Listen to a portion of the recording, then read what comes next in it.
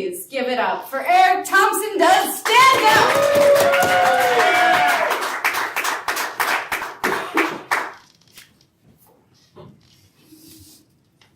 How's everybody doing this morning? Woo is rarely a sound I hear in conjunction with a Sunday morning, unless I'm still trying to convince myself it's Saturday night. Usually the only thing I hear on Sunday morning is my alarm when I hit snooze for the 5th time. Speaking of sleep, we are now in hour 40 of a 50-hour comedy marathon. I feel like my high school and college all-nighters have prepared me for this exact moment. So for everyone who told me that I wouldn't get anywhere by pulling all-nighters, you were right. Speaking of college, there's something that has always confused me, and I see it around here, but I saw it more often in a college town, especially when people were moving in and out of dorms. Why do people, when they put things out on their curb, they will put a free sign on it? Isn't that a little redundant? I mean, they carry the furniture out to the curb and then feel a need to put a sign to tell people they can take the furniture. What else are they going to say? No, don't touch this. This is my lawn TV. Don't you dare take my curb couch. Where else am I going to sit when I'm relaxing with my window air conditioner? So I have student loans, and I will for the foreseeable future. Every time I pay a loan, they send me an email. The email warns me that there was recent activity on my account.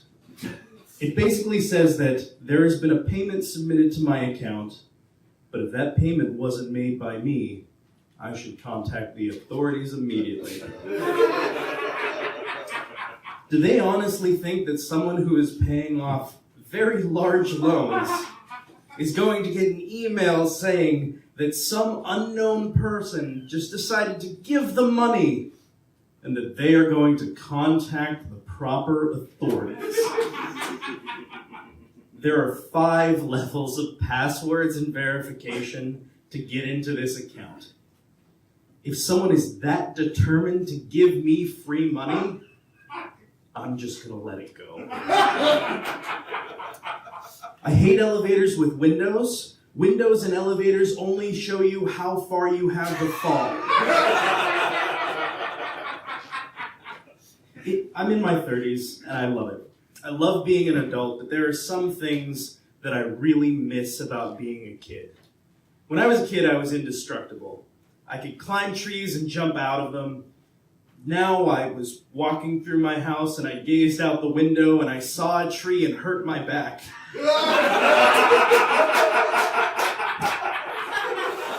Thinking about it the other day, I realized that there is so much violence in kids' games. I mean, there are some that everyone realizes, like dodgeball, which is basically just let's throw shit at our friends.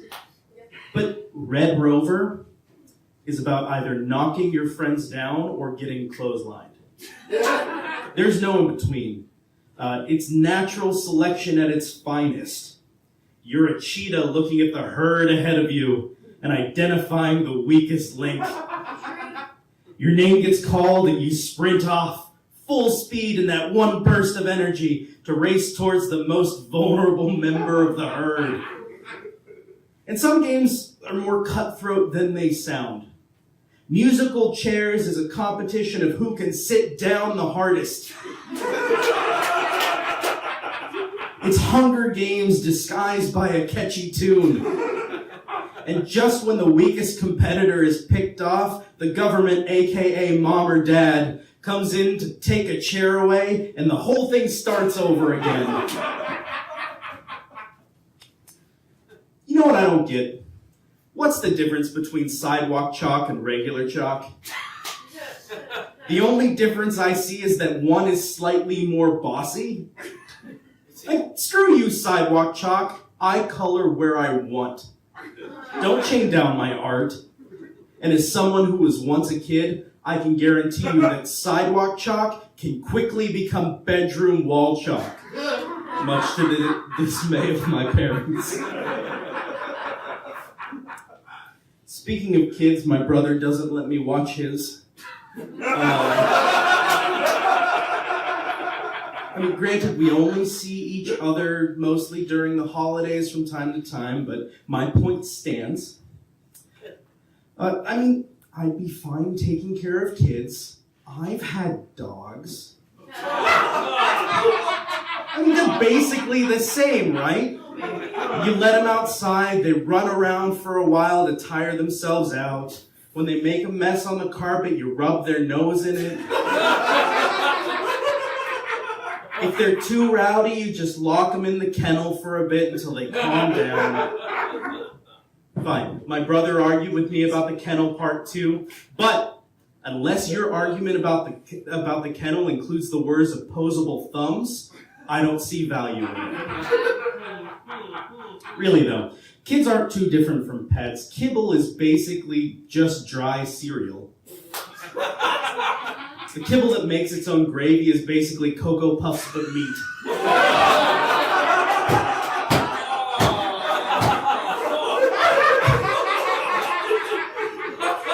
That milk might be a little weird though. When I was a kid, I learned everything I needed to learn from the tamper-proof packaging on products. I learned what things I was supposed to have and what things I needed to be really determined to have. And if I wanted to, I feel like kids' drinks really teach you the most. I learned a lot of my determination through Huggies. I don't know what they're called around here, but they're the little plastic barrels that are filled with sugary liquid and fruit flavors such as red and blue.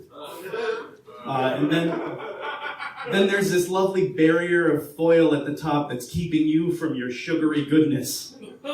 And what do? Do we peel that foil away like civilized people? Hell no! Fuck no! You jam your thumb into that thing, you beat the crap out of this drink because it is standing between you and sugar. As an adult, I'd like to say that I've never punched a beverage. That would be a lie. And what happens after years of drink violence? They introduce Capri Sun. Once again, a little foil circle stands between you and your admittedly slightly fruitier drink, but this time, they gave you a weapon. You stand there with your miniature spear ready to take down this drink mammoth. You attack with the same rage you learned from your Huggies, squeezing this, and after you're sprayed 5 or 6 times, you learn self-control. Capri Sun teaches self-control. Anyone who thinks drinking water doesn't sound real sexy doesn't realize that it is a hydrogen and oxygen threesome.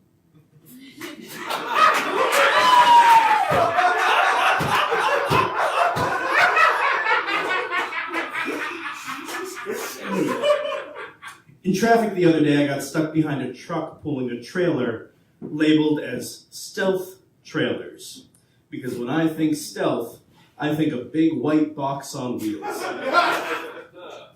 The phrase "do as I say, not as I do" is the most frustrating thing ever. But it does perfectly describe driving.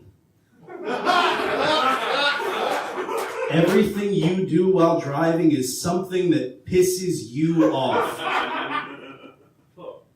I mean, you may not realize it at the time, but everyone's thinking like, oh, this person in front of me is going a little slow. Maybe I should just, get a little closer, let them know that I kind of want to get around them and move faster.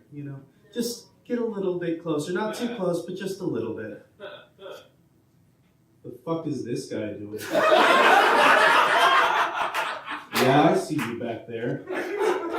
I'm not moving. Oh, maybe I should flash my headlights like traffic law says you should, so that it indicates that you want to get by them. Yeah, I know you're there. Yeah, I see you. Yeah. Oh, no, this passive-aggressive shit, screw you. I'm staying right here. Oh, look, I need to get to the right, and there's a spot that is well over 1 car length. I can easily move in. The fuck are you doing? That spot was not for you. That was safe following distance, you son of a bitch.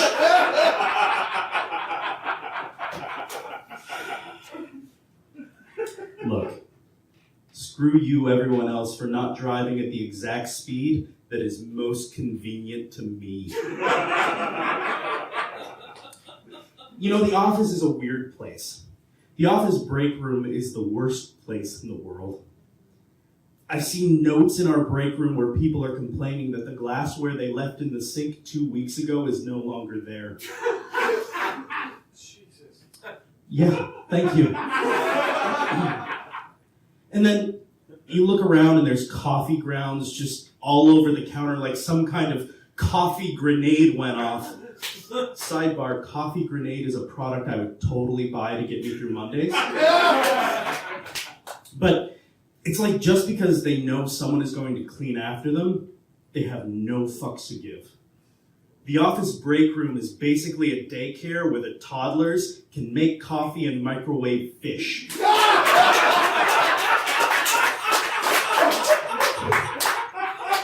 And the office bathroom is weird. You know the feeling when two people are going the opposite ways through a door, where you kind of pause and then like either move sideways to get by or someone lets the other person go? Yeah, it's not like that. The office bathroom, when somebody opens the door when you're on your way in, they are so surprised. It's like a telenovela. And you just got home to visit your girlfriend and they're leaving her house. It's like, Fernando, I thought you were working late today.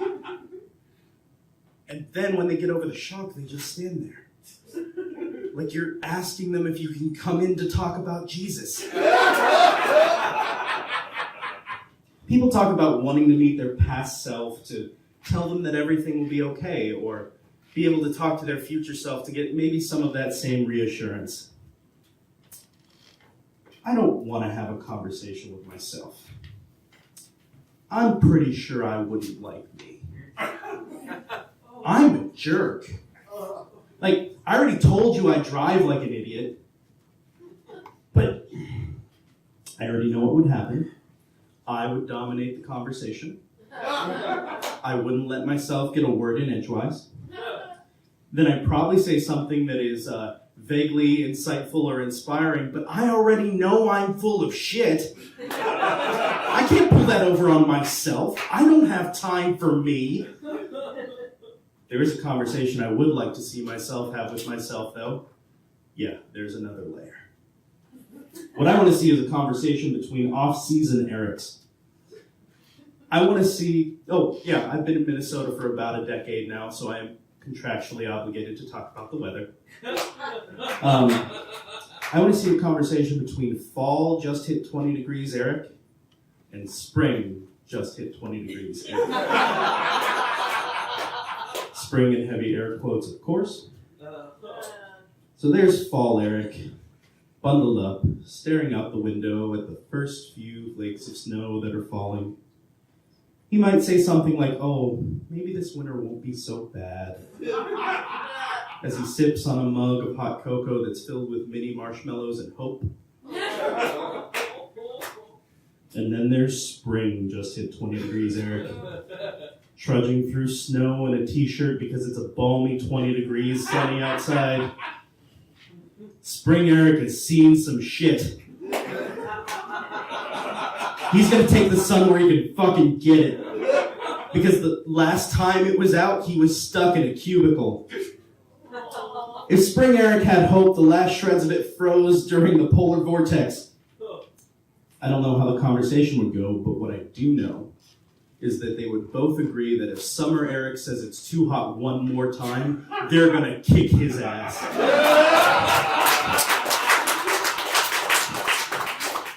Anyone else get that feeling when you're driving somewhere where you suddenly question if you're wearing clothes?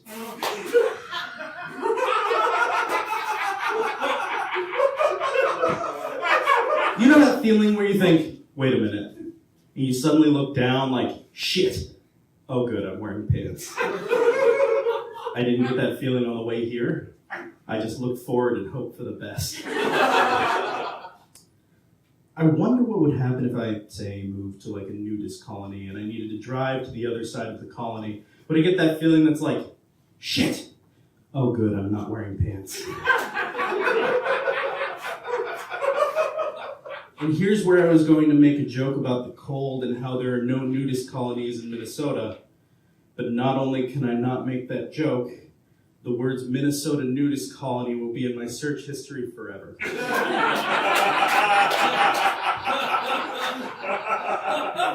I love weird marketing. I was shopping online for gloves the other day and I saw a pair that said they had innovative 5-finger technology. Such a novel idea. As a person with 5 fingers, these seem like the perfect gloves for me. So I read on. Includes 2 gloves. Check. Covers all the way to your wrist. Well, I'll be damned. That happens to be the exact length of my hands. Glove design lets you stay warm while still working with your hands. That's like regular hand design and pocket design all in one. Sign me up. I got an advertisement the other day for refurbished ladders. Because if there's anything that makes me feel safer than being on a ladder, it's knowing that it's been broken one time before. The advertisement said, "Psst, don't tell anyone about these great deals." Now all I can picture is a really tall guy in a trench coat walking up to me in a park and being like, "Hey kid, want to buy a ladder?"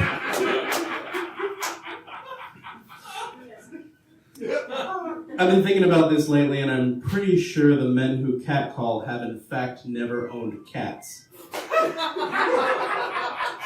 If they did, they'd know better. Cats don't listen for shit. It's like, "Hey cat, I know you're minding your own business, but you should pay attention to me now. Look, there's food in this bowl. You like food, right? I'm a fragile person who doesn't understand social cues. Don't you dare knock over that glass of water!" Speaking of not understanding social cues, I don't understand the eyes that people make in different social situations. I feel like I have a pretty expressive face, but I have no idea how it does what it does. It just kind of happens. Like flirting, for example. There's just so much eyebrow and eyelid. It's like I'm playing baseball, but I don't understand the cues. And stealing second is a much riskier idea. Speaking of eyes in public, I don't understand the phrase, "don't look now." Or when anyone tells you to act casual. It is impossible to be inconspicuous when someone says that. They just told you not to look at something and then describe something you want to look at. That's like telling my dog not to eat people food, then throwing a steak on the ground.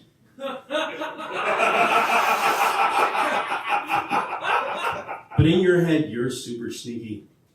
You're James Bond without all the womanizing and only part of the alcoholism. You think nobody could ever catch you, but let's be honest. You look like me trying to focus on something without my glasses.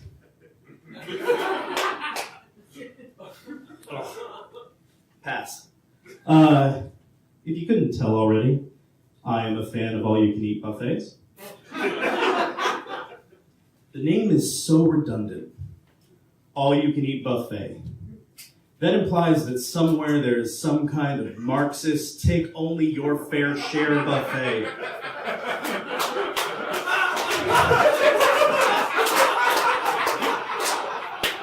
There's some burly sous chef holding a ladle that's just watching you, and he's waiting to hit you if you take the wrong number of chicken wings. Because you must take 6 because 5 is not enough and 7 is an abomination. And going back for a second plate, suddenly you're Aladdin in the Cave of Wonders, where you can touch nothing but the fresh fruit you skipped the first time through. But I love buffets. It's me at my most distracted. You know, when you're at a regular restaurant and the server walks by with something that looks delicious and you don't know what it is, but it's the only thing you've ever wanted? It's like that, but you get to take it. But they decide to include the words, all you can eat, and now it's a challenge. The gauntlet has been thrown, and I shall respond to this duel with my mouth, but not in the words way. Now you're fighting a battle your stomach did not sign up for. And you're fighting an opponent you cannot defeat. It's like the arrow scene in 300, but with crab rangoons.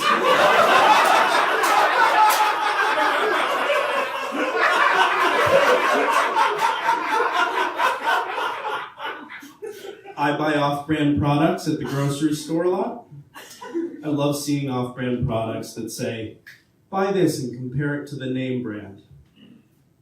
If I could afford to buy the name brand, I would not be buying off-brand ramen. Another thing about shopping at the grocery store is dealing with the checkout line. I've never understood people that get mad in the checkout line. My personal favorite is the sire. You know, the person who gets in line behind you when they have one item, you have a cart full of groceries, and every time you put something up, they go, I go a little slower, don't you? Oh, this jar of olives is so heavy. Oh, look at this big bag of cookies.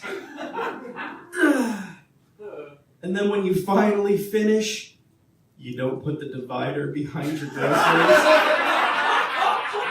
The looks you get.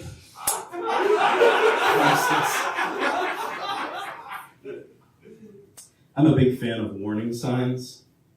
I think you need to truly understand something before you can disregard it.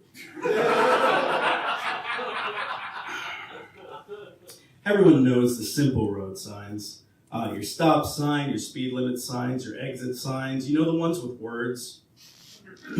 Once you get past those initial signs, it's like a sign maker just got their art degree. I get it a little bit. They use a picture of a deer instead of the words, watch the damn road. It saves space and time. But some of these get more complicated. Now, not only are you piloting a metal box at high speeds, but you're also playing Danger Pictionary.